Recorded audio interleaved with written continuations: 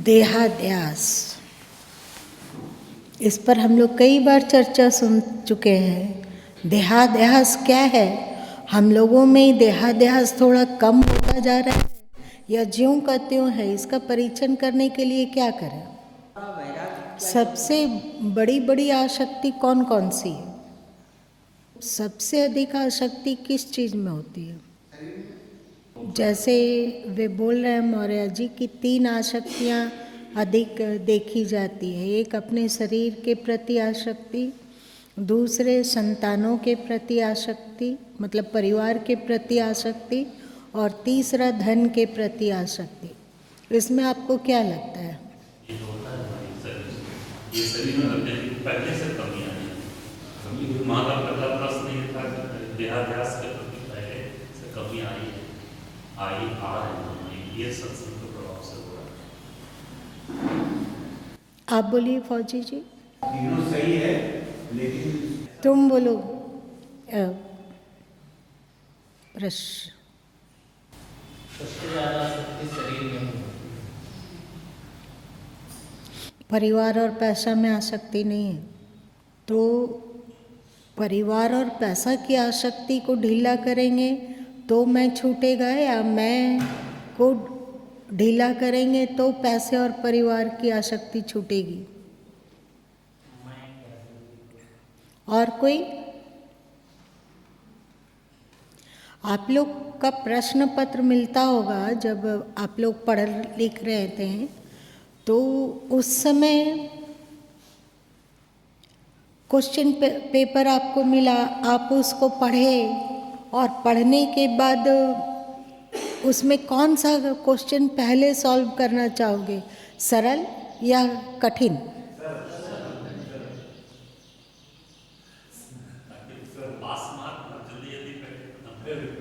पहले जो बढ़िया से जानते हैं और जो हमारे लिए सरल है, पहले उसकी आसक्ति को छोड़ा जा सकता है। मतलब परीक्षा में यदि हम सरल प्रश्न का ज़्यादा जल्दी पहले उसका हल करते हैं, तो जीवन में क्या पैसा और परिवार की आसक्ति को ढीली की जा सकती है?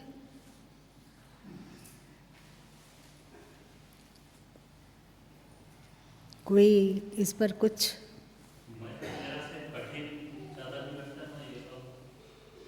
अच्छा, पैसा का आसक्ति और घर परिवार का नाता रिश्ता का, या जो नाता रिश्ता उसका कुछ नहीं, ये सब बकवास बात है। जो होता है अपने संतान, पति पत्नी, और साथ साथ में उसका लाग झाग जो है, बस उतना ही। चाहे अब बेटा का लाग झाग हो गया कि उसका बच्चा हुआ तो पोता हो गया, पोती हो गई।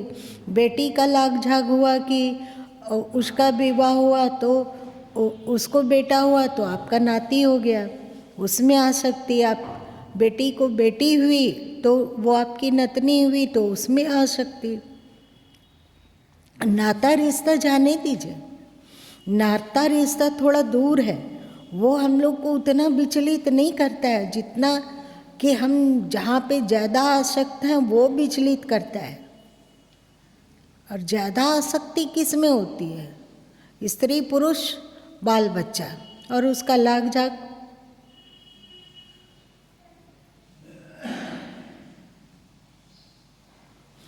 तो मैं अपने देह की आसक्ति छोड़ना ज़्यादा सरल है या धन और परिवार की आसक्ति के फंदे को थोड़ा ढीला करना ज़्यादा सरल है? देह ज़्यादा नजदीक है, इसलिए इसको छोड़ना ज़्यादा कठिन है। अच्छा, सबको ऐसा लग रहा है? अच्छा, आप लोग को भी लग रहा है? ठीक से, परिवार या शरीर कीमती कौन है? तो क्या अब थोड़ा सा समीक्षा करो कि हम लोगों का परिवार और पैसे के प्रति पकड़ में थोड़ी कमी आई कि उतना ही है? कुछ उदाहरण दो कि इससे देख पता चल रहा है कि कमी आई। कोई जांच उस प्रक्रिया होगी ना। ये देखिए, गुरु माँ की बात भली भांति समझ लीजिए। परिवार और धन की आसक्ति के फंदे को कमजोर करने कह रहे हैं, इसका मतलब ये नहीं है कि आप परिवार से द्वेष करने लगे, चिढ़ने लगे। कोई यदि आपके निकट आता हो तो उसको डंडा लेकर तैयार रहिए, ऐसा नहीं।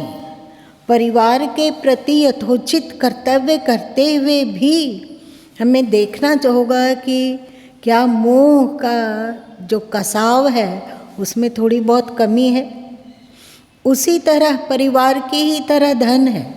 धन का मतलब ये नहीं है कि आप फेंक दीजिए अथवा उसको उड़ा दीजिए, डुबा दीजिए, लुटा दीजिए। यथोचित खर्च तो करना ही चाहिए। उस धन के द्वारा, उस परिवार के द्वारा हम बहुत अच्छा अपना संस्कार बना सकते हैं।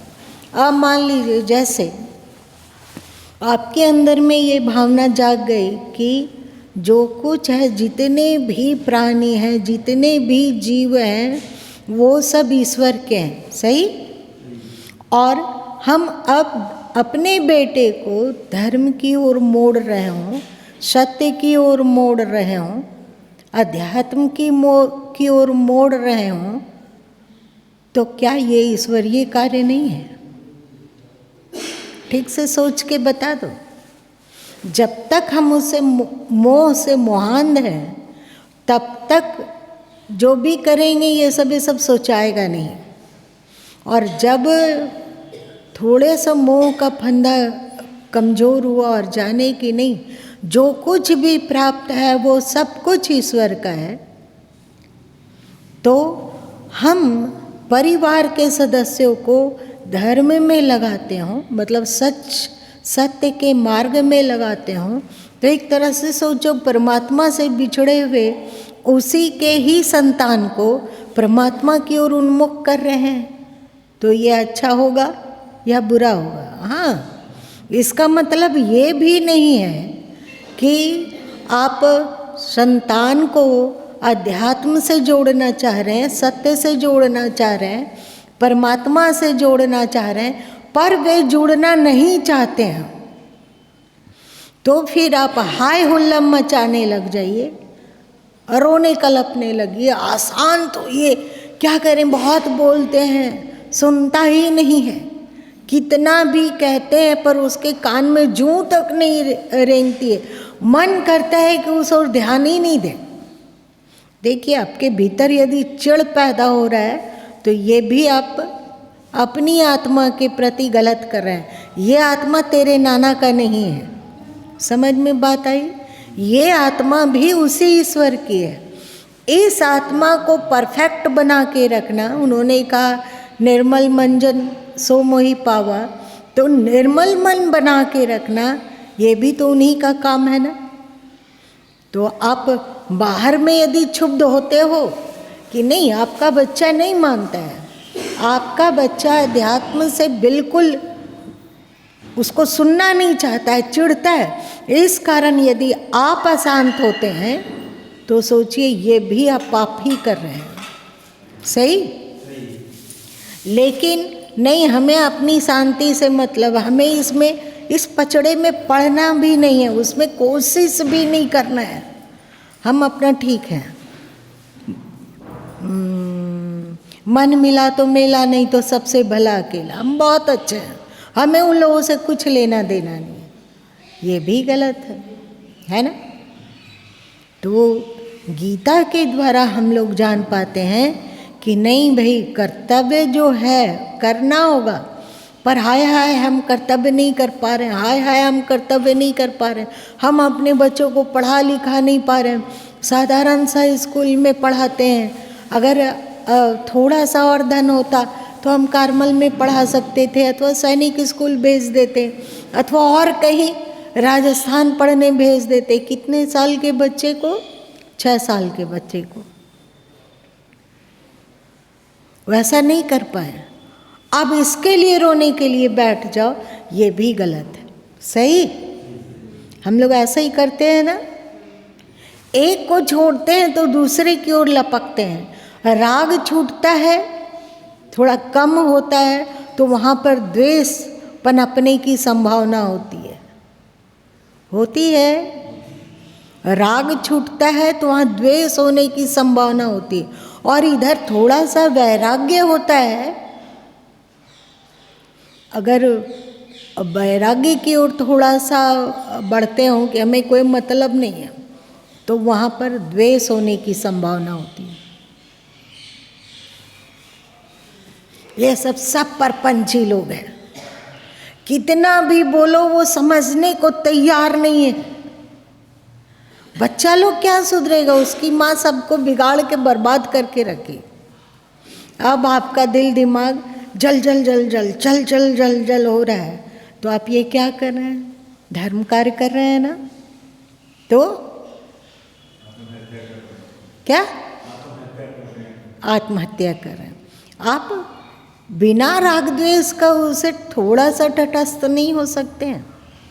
और आप अपनी तटस्थता में क्या इसकी जांच नहीं कर सकते हैं कि ये तटस्थता कहीं द्वेष के कारण तो नहीं है। और यदि उसके प्रति जो आपका कर्तव्य है उसमें आप चिपके हुए हैं, तो क्या हम लोग को मनोविश्लेषण नहीं करना चाहिए कि कहीं ये राग के कारण तो नहीं हो रहा है। कर्तव्य पालन हम करते हैं, हम कर्तव्य पालन करते हैं, हम कर्तव्य पालन करते हैं, कहीं इस कर्तव्य पालन के आड़ में आपका राग तो पुष्ट नहीं हो रहा है। क्या आपने कभी सोचा? क्या आप इस सावधान होकर अपना अंतस का विश्लेषण कर पाते हैं?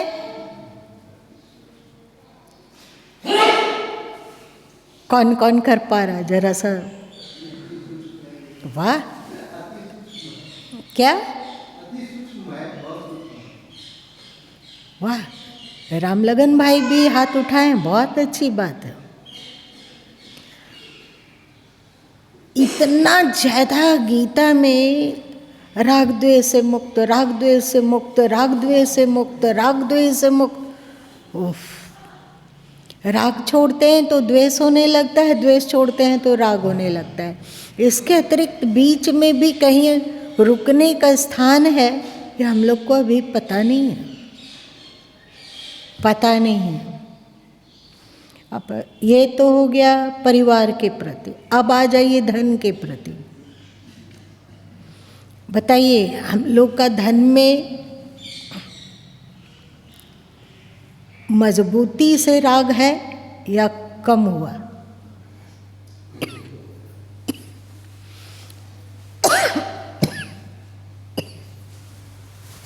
कम हुआ? कम हुआ? इसका परीक्षा कैसे करते हो? अभी बताया ना कि बिना परीक्षा में उत्तीर्ण हुए आप एक कक्षा से दूसरी कक्षा में कैसे जाओगे? तो बताइए कि इसका परीक्षा आप कैसे करते हो?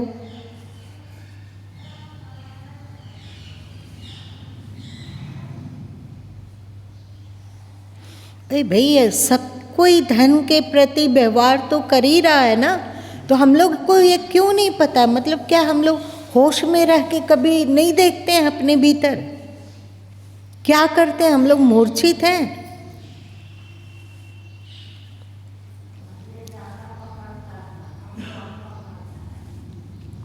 सबसे पहले फिर मौर्य जी बताइए, कैसे जांच किया जाए कि धन के प्रति पकड़ थोड़ा कम हुआ या? पहले था कि कुछ पैसा है तो कैसे बढ़े, इसकी समझ बनती थी। अब ऐसा है कि पैसा जो है आवश्यकताओं में खर्च होते रहो, बढ़ाने की कोई ज़रूरत नहीं। माने 1 से 2 हो जाए, 2 से 4 तो अब इस उम्र में यदि आपको बढ़ाने का मन हो तो क्या करेंगे? नहीं बढ़ाना है। नहीं, यदि मन हो तो क्या करेंगे? मतलब लैपटॉप खोल के बैठेंगे अथवा किसी से पूछेंगे कि अभी कौन सा म्यूचुअल फंड आया हुआ है, कौन सा शेयर मार्केट अभी ठीक है, कौन सा कहाँ इन्वेस्ट करें? ऐसा कोई विचार नहीं है। जो है उसमें जैसी ज़रूरत है उसको खर्च करो और फिर इसमें अगर फिजूल खर्चापन घुस जाए तो? फिजूल खर्च के प्रति नहीं, अति आवश्यक और आवश्यकता है उसमें खर्च करो, तो ज़्यादा हुआ या कम हुआ। क्या आप ऐसा कर सकते हैं कि कहीं पे सदकार्य हो संभव है, वहाँ धन से हम श्रेष्ठ कार्य कर सकते हैं, शुभ कार्य कर सकते हैं, तो वहाँ खर्च करने की हिम्मत हो पाती है? हो पाती है। हाँ, हो पाती है। क्या अब हो पाती है, हो पाती। लेकिन बहुत ज़्यादा बोल के नहीं, एक लिमिट में हो पाती है। और अधिक धन को हम अपने देह में लगा रहे हैं, ये भी एक तरह से हम देह को आवश्यक समझे। अब हम मान लिया जाए कि आपके पास धन है, आप सोचते हैं कि ऐसा करते हैं ना कि अभी भादों का महीना चल रहा है, कृष्ण जी का जन्माष्टमी आने वाला है, अष्टमी को ही तो है, अथवा अभी देवोत्थानी एकादशी है, तो ऐसा करते हैं ना कि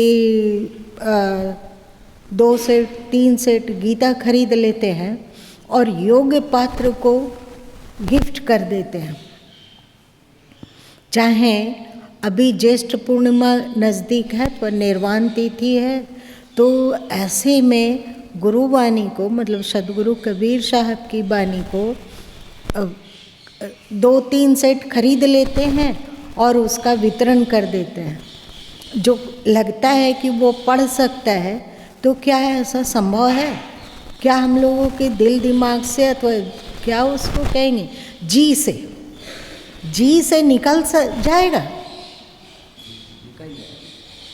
ठीक से देखिए, ठीक से देखिए, एक 6 खंड गीता का कितना कीमत होता है? क्या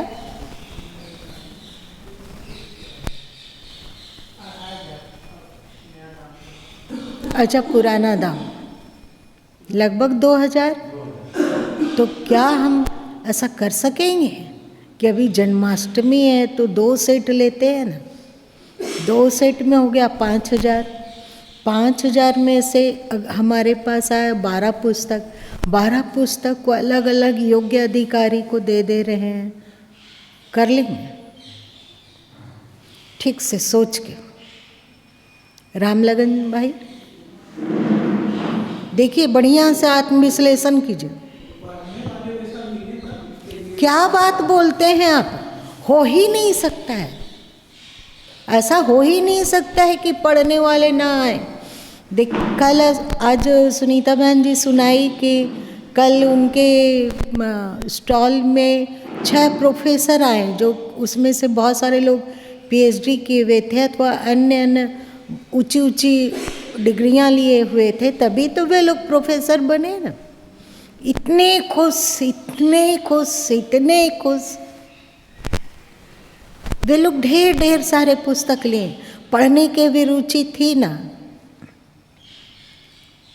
अगर पढ़ने की अभिरुचि हो किसी को तो क्या आप कर पाएंगे? देख लीजिए, बढ़िया से जांचिए।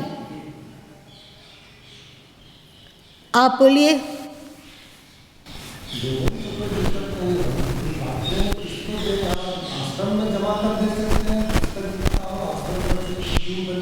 ये लीजिए, आप क्या अपने शरीर को बचाना चाहते हैं कि मेहनत आश्रम करे?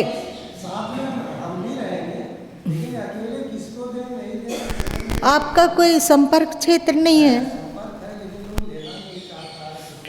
ऐसा हो ही नहीं सकता है। वो लेना नहीं चाहता है क्योंकि उसको पैसे की पकड़ है, ये बात हम सच्ची है।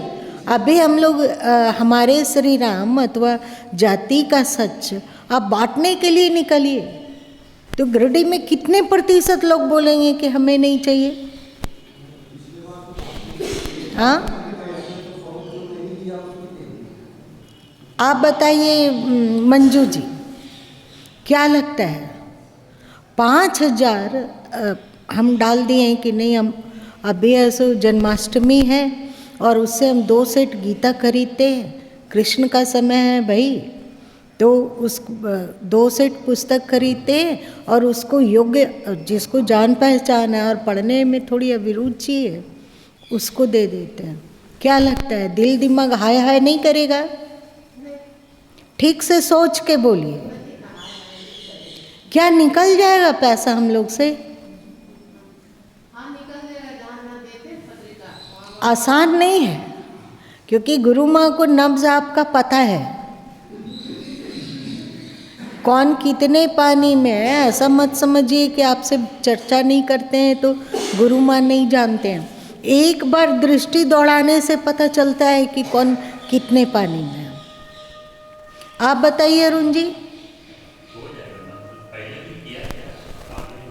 कितने बार किए हैं आप? उसको करेंगे। हमें तो लगता है कि परिवार से भी ज़्यादा व्यक्ति को पैसे में पकड़ होती है, और सीनियर सिटीजन लोग तो पागल ही रहता है पैसे के प्रति, क्योंकि अब उसके पास से उसके बच्चे दूर हो चुके हैं। बेटे अपने जगह सेटल है और अलग घर बसेरा है उनका, बेटी अपने जगह में अलग बसेरा है उनका। अब उसके पास सबसे कीमती चीज़ जो है वो है पैसा। तो वो पैसे पर ऐसे पकड़ता है जैसे पहले एक बदमाश खोटा हुआ करता था, बदमाश खोटा जो जहाँ पे लटक गया वहाँ से उसको निकालना आसान नहीं है, उसका सूड़ वहीं रह जाता है, वो सूड़ नहीं निकाल पाता है। आप लोग के साथ कभी खोटा नहीं चिपका है क्या? चिपका है। तो सीनियर सिटीजन लोग इस तरह धन में चिपकते हैं, सही या गलत?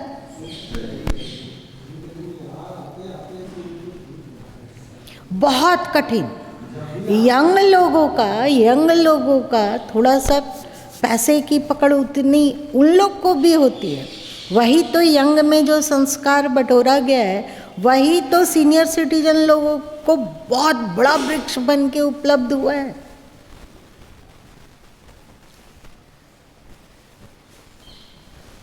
इसका मतलब ये नहीं है कि नाजायज में खर्च करें, पर इसका मतलब ये भी नहीं है कि जहाँ कर सकते हैं इस धन के द्वारा हम श्रेष्ठ कार्य कर सकते हैं और अपना हम भजन को बढ़ा सकते हैं, अध्यात्म को बढ़ाते हैं। एक तो हुआ कि पैसे खर्च कर पाए, और दूसरा हुआ कि उस ग्रंथ से किसी का भला हो सकता है। अगर उसके भीतर इतना भी बुद्धि का विकास हुआ तो ये बहुत कीमती है। और यदि विकास ना भी हुआ हो लेकिन वो पढ़ा, तो एक तरह से जब तक वो पढ़ रहा है तब तक उसका श्रेष्ठ संस्कार बन रहा है ना। इसी को शास्त्र में कहा गया, देयम सदा किंग अभयम सदैव। देने योग्य क्या चीज़ है? अभय, मतलब दुख से छुटकारा। पैसा सबसे बड़ा पकड़, सबसे अधिक पैसा।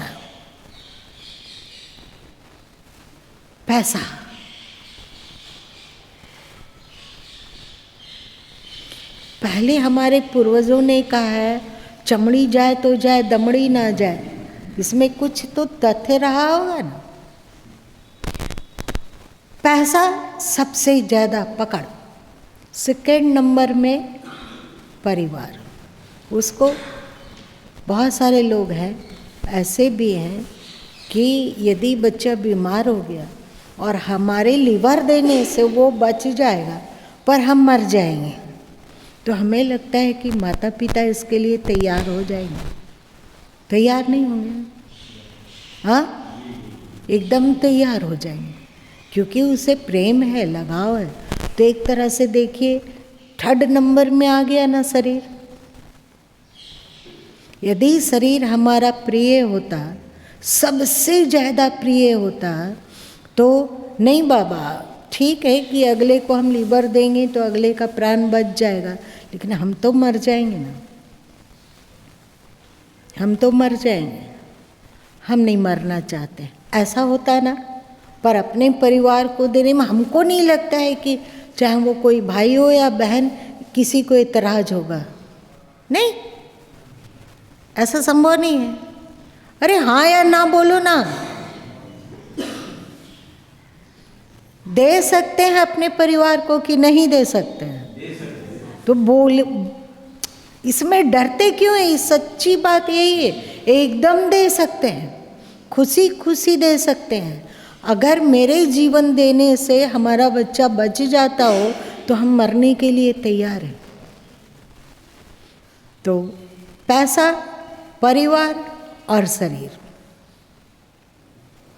शरीर भी बहुत ही आसक्ति होती है शरीर में, वरना एक जरा सा कुछ हुआ तो इतना हल्ला मचाएंगे कि तारा ग्रह नक्षत्र भी डर के मारे और शोर शराबा के कारण कहीं छुप जाना चाहेंगे। ऐसा नहीं? अरे भाई सीनियर सिटीजन है तो शरीर में तो उन्हीं सभी स्वाभाविक है, पुरानी गाड़ी है वो आवाज करेगी ही, तो उसके लिए इतना हल्ला मचाने की क्या हो सकता है? उसका जो चिकित्सा है सो कीजिए। हाय हुल्लम की क्या बात है? मेरा कान दर्द कर रहा है, मेरा सिर दुख रहा है, मेरा जॉइंट पेन हो रहा है, हमारा घुटना दर्द कर रहा है, तो हम गिर गए, हाथ टूट गया तो अब क्या करेंगे? रोने से क्या हाथ जुड़ जाएगा? तो यदि शरीर में हाय हाय भी नहीं होनी चाहिए। आने वाले समय में फिर एक समय ऐसा होता है कि शरीर में आसक्ति प्रबल होने की संभावना है, तो यहाँ पर सावधान रहना चाहिए। और एक बात है, याद रखिए कि हम लोग के पास ये शरीर है, चाहे हम यंग हो चाहे सीनियर सिटीजन हो, है, ये आश्चर्य है। 10 द्वारे का पिंजरा तामे पक्षी पौन, रवे को आश्चर्य है जात चंबा कौन। तो जाने में देर क्या लगती है? हार्ट अटैक आया, चला गया, संभालने का समय भी नहीं मिला। ऐसा हम लोग देखते हैं कि नहीं?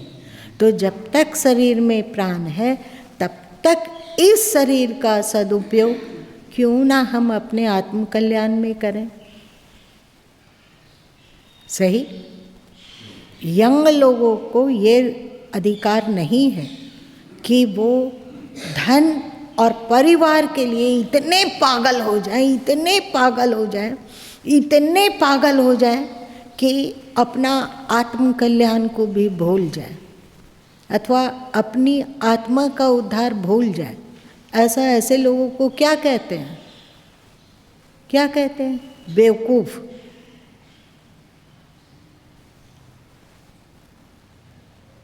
इसी को तुलसीदास जी महाराज कहें क्या?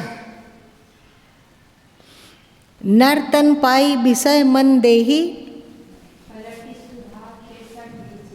पलटी सुधा ते 60 बिसले। उसे तुलसीदास जी दुष्ट बोले। जो शरीर का उपयोग अपने संस्कारों को प्रचालित करने में, अपने संस्कार को उज्जवल बनाने में, अपनी आत्मा का हित करने में नहीं लगाते हैं और केवल मुग्ध हैं संसार में, वो महाबेवकूफ है। दुनिया में भले वे कहलाते होंगे कि बहुत पढ़े लिखे हैं, बहुत कमाते हैं, बहुत चतुर हैं, बहुत बुद्धिमान हैं, 4 किता जमीन खरीद लिए, 2 जगह उनका फ्लैट है अपना, 5 जगह है। इससे क्या? हम जो संस्कार बना रहे हैं वही हमारा है, बाकी सब छीन जाने वाला है ना? ये रहा मौर्य जी के उत्तर का विश्लेषण। आज इतना ही रहने दो।